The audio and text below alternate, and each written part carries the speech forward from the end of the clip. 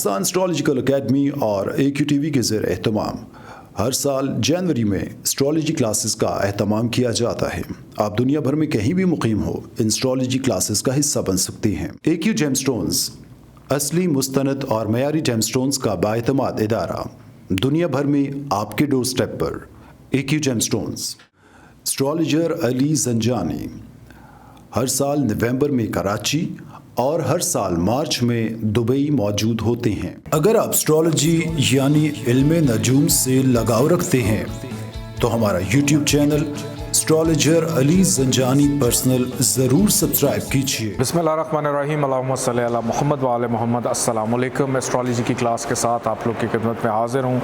आज जिस टॉपिक पे हम लोग डिस्कस करेंगे, बुध आदित्य राजयोग जो है वो हम आजकल पढ़ रहे हैं, जिसके अंदर हमने एरीज से लेकर लिब्रा तक के जितने असेंडेंट हैं उसको हमने पढ़ा, देखा और उसमें हमने ये एनालिसिस किया कि टॉरस और लियो असेंडेंट के अंदर सिर्फ बुध आदित्य राजयोग लगता है और बाकी जो लिब्रा तक असेंडेंट्स हैं उसमें ये योग एप्लीकेबल नहीं होता।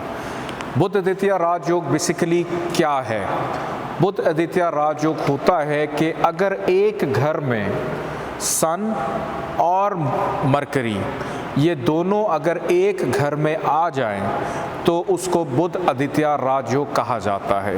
लेकिन उसके लिए कुछ कंडीशंस उसकी ये होती हैं कि दोनों का लगन का दोस्त होना ज़रूरी है। अगर इन दोनों में से कोई एक भी लगन के लिए एंटी हो जाता है, यानी नहस हो जाता है, तो फिर ये बुध आदित्य राजयोग अप्लाई नहीं होता। दूसरे नंबर पे अगर इन दोनों में से कोई एक हबूत का हो जाता है या 6, 8, 12 में जाकर ये बैठ जाते हैं तो फिर ये राजयोग काम नहीं करता।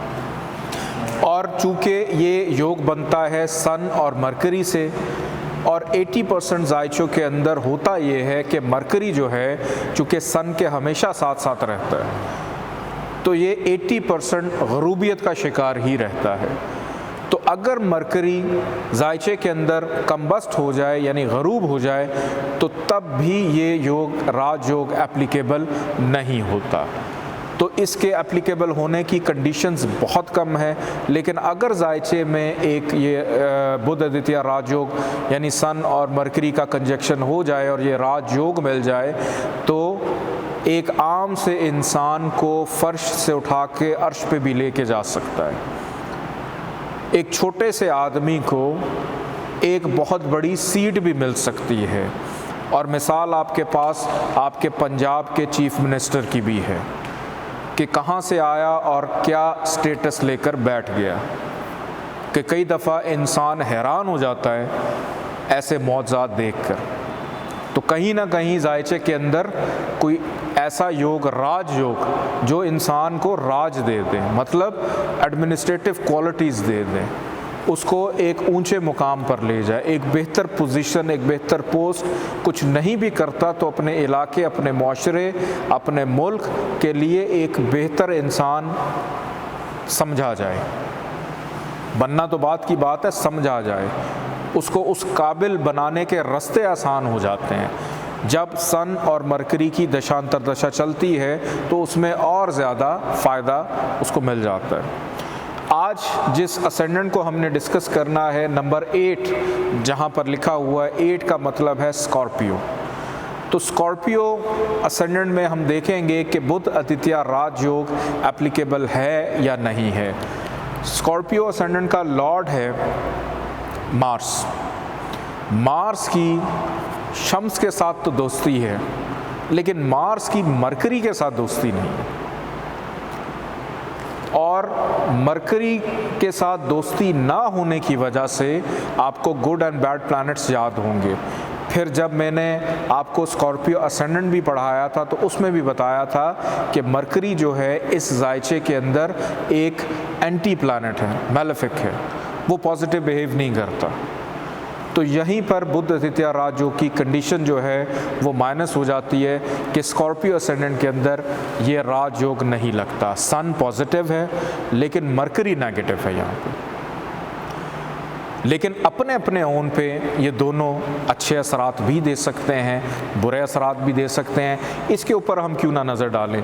सन और मरकरी अगर पहले ही घर में आकर बैठ जाएं, तो पहले घर में आकर इनका बैठना, सन पॉजिटिव है कि इंसान के 10वें घर का लॉर्ड जो है वो असेंडेंट में आकर बैठ जाता है सन, और डिग्री वाइज उसमें ताकत है, तो साहिब ज़ायचा के अंदर एडमिनिस्ट्रेटिव क्वालिटीज़ को उजागर करता है, उसका करियर, उसका काम, उसकी पर्सनालिटी को भी अग्रेसिव करता है, बेहतर करता है, मुस्बत सोच होती है, दूसरों के लिए एक बेहतर एडवाइज़र होता है।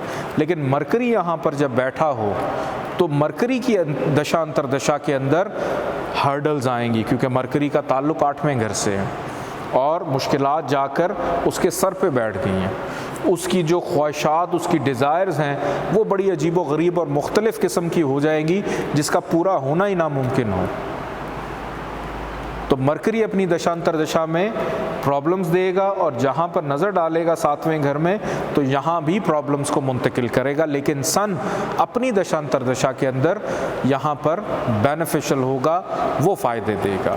ये दोनों अगर आकर बैठ जाते हैं ज़ायचे के 2nd हाउस में, सन अपनी दशांतर दशा के अंदर बेपनाह दौलत देगा, मेहनत, काम काज, करियर, प्रोफेशन, कोई भी काम बेपनाह दौलत देगा उसको, ख़ानदान वसी होगा, अपने घर को जोड़ के रखने वाला होगा।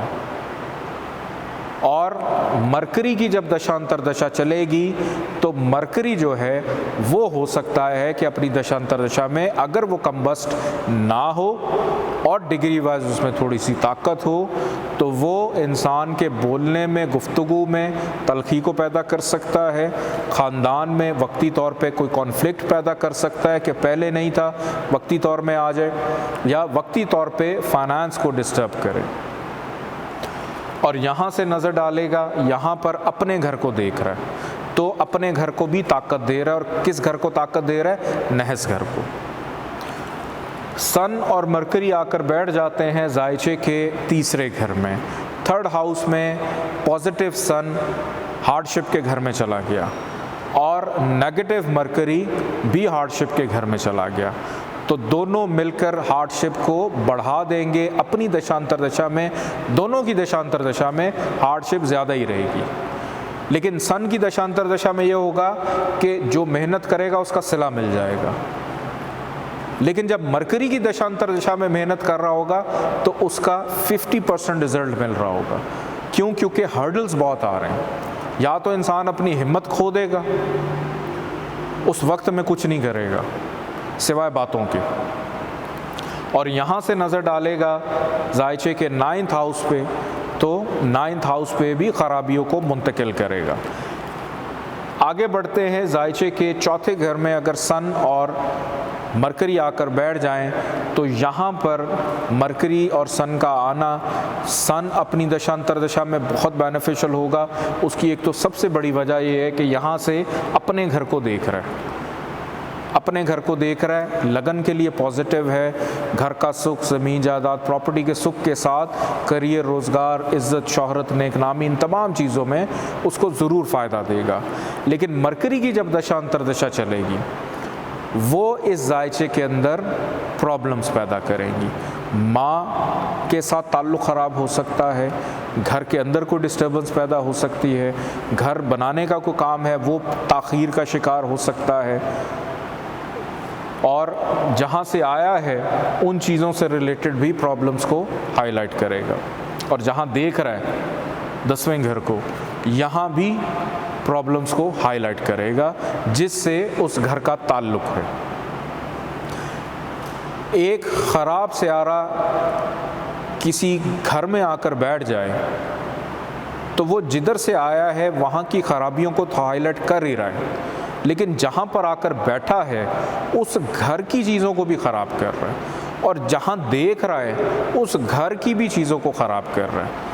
ये नहीं है कि यहाँ पर बैठकर ये यहाँ पे नज़र डाल रहा है तो यहाँ पर नज़र डालने की वजह से घर का सुख डिस्टर्ब हो रहा है, इसको तो वो अलग ख़राब कर रहा है, इसको अलग ख़राब कर रहा है। और कितना ख़राब करना है ये उसकी डिग्री बताएगी कि उसमें ख़राबी पैदा करने की ताकत कितनी है। चाइल्ड एज की है, टीन एज की है, फुल की है, नेग्लिजिबल है या डेड पोजीशन की है। तो नेगेटिव प्लैनेट जायचे में डिग्री वाइज जितना कम होगा उतना ज़्यादा अच्छा होता है। आगे बढ़ते हैं जायचे के 5वें घर की जानिब सन और मरकरी अगर 5th हाउस में आकर बैठ जाएं, मूल त्रिकोण में बेटे का योग बनाएगा सन, वैसे ही केंद्र का मालिक मूल त्रिकोण में आ गया, बहुत अच्छा हो जाता है अनसर्टेन गेन, प्यार, मोहब्बत, इन तमाम चीज़ों के लिए।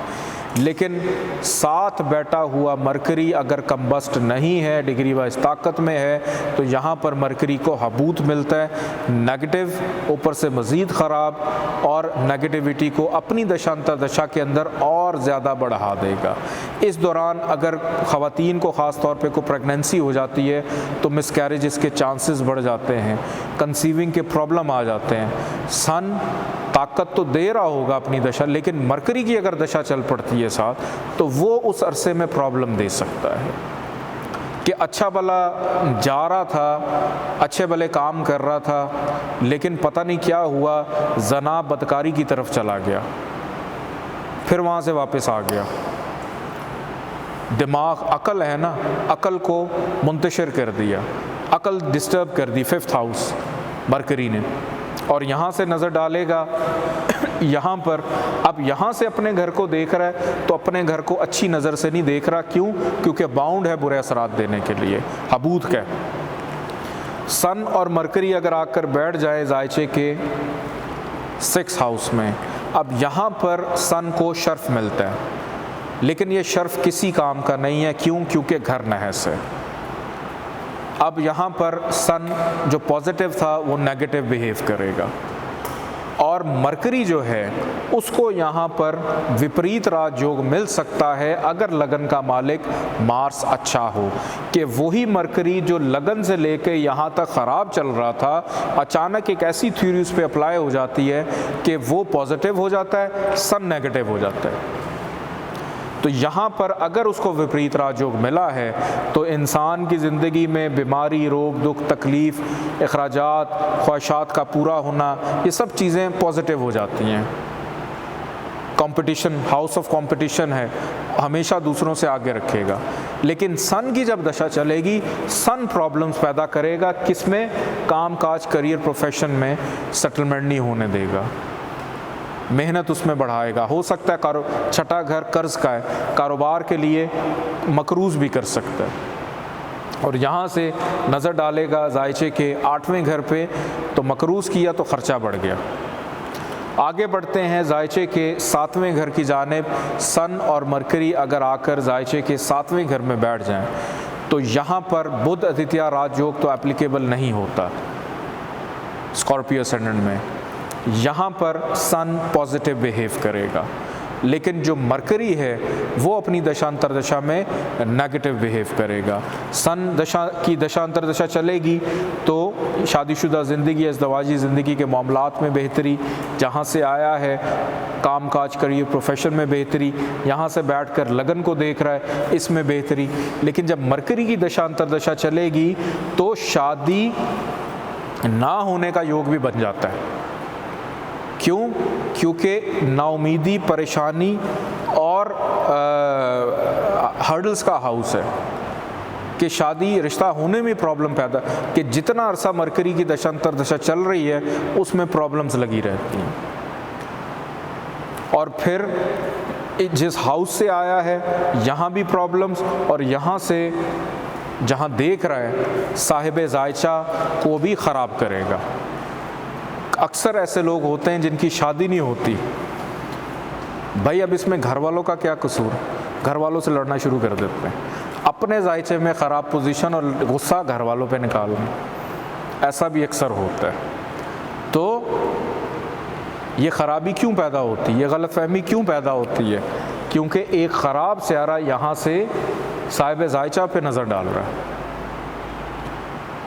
आगे बढ़ते हैं जायचे के 8वें घर की जानिब के मरकरी और सन अगर 8th हाउस में आकर बैठ जाएं तो यहाँ पर पॉजिटिव सन नेगेटिव हो जाता है और मरकरी को विपरीत राजयोग मिलता है। अगर लगन का मालिक मार्स अच्छा हो तो मरकरी पॉजिटिव हो जाता है विपरीत राजयोग की कंडीशन में कि साहिब जायचा को हर्डल्स, मुश्किलात, इन तमाम चीज़ों से बरी ज़िम्मा कर देता है।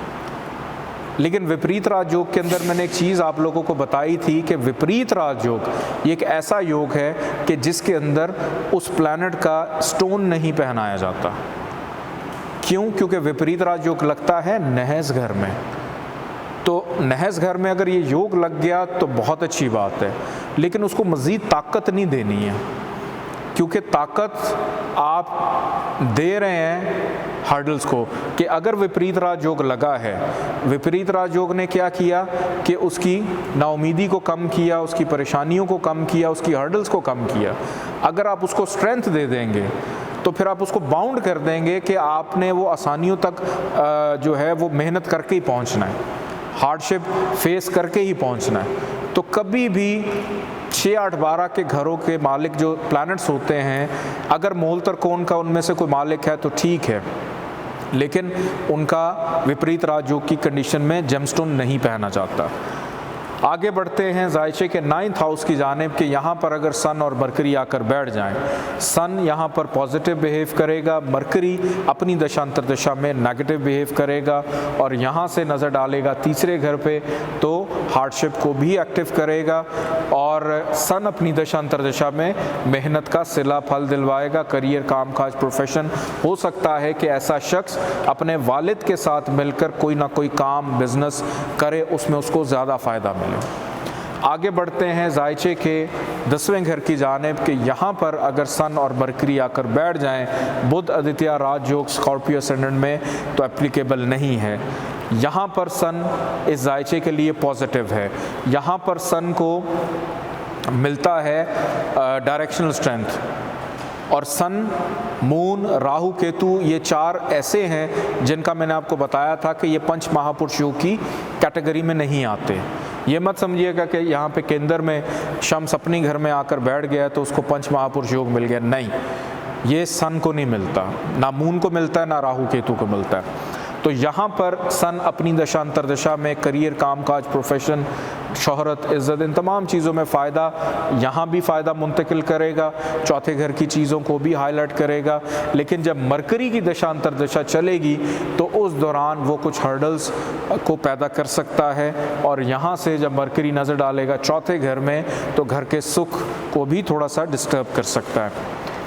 मरकरी और सन आकर बैठ जाएं जायचे के 11वें घर में, यहाँ पर मरकरी का आना, अब मरकरी अपने घर में आ गया है, नेगेटिव अपने घर में आ गया और शर्फ का है, तो अपने घर में, लेकिन ये घर नहस नहीं है, तो यहाँ पर मरकरी अपने घर के लिए पॉजिटिव हो जाएगा। सन पहले ही पॉजिटिव है तो यहाँ पर मरकरी और सन दोनों पॉजिटिव बिहेव करेंगे और यहाँ से मरकरी जब नज़र डालेगा 5वें घर पे, सन तो पॉजिटिविटी मुंतकिल करेगा, लेकिन मरकरी चूँकि अपने घर में है नेगेटिव, वहाँ जहाँ बैठा है वहाँ के लिए ठीक है, लेकिन जहाँ देखेगा वहाँ प्रॉब्लम ज़रूर अपनी दशांतर दशा में पैदा करेगा।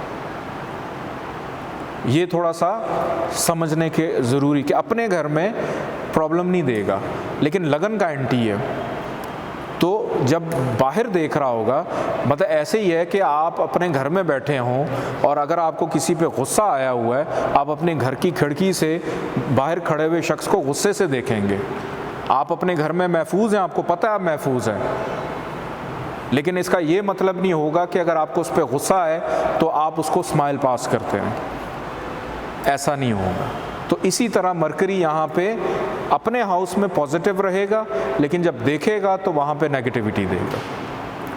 ये दोनों आकर बैठ जाते हैं जायचे के 12th हाउस में। 12th हाउस में सन और मरकरी का आ जाना, सन नेगेटिव हो जाएगा जो कि लगन के लिए पॉजिटिव था क्योंकि नहस घर में चला गया और नीच का हो गया, डिबिलिटेशन का। और मरकरी जो है उसको विपरीत राज योग मिल जाएगा। अगर लगन का मालिक मार्स जायचे में यहाँ पर है, इधर है, किसी भी अच्छी जगह पर बैठा है, ख़राब नहीं है, तो मरकरी को विपरीत राजयोग मिलेगा कि अपनी दशांतर दिशा में सन तो बुरे असरात देगा, लेकिन मरकरी जो है वो पॉजिटिव असरात देना शुरू कर देगा। लेकिन अगर मार्स जो है वो अपने किसी अच्छी जगह पर नहीं बैठा हुआ तो मरकरी जो है वो फिर विपरीत राजयोग की कंडीशन से निकल जाएगा, तो वो और ज़्यादा ख़राबियों को पैदा करता चला जाएगा। आज की टिप ऑफ द डे आप लोगों को मैं देता चलूँ।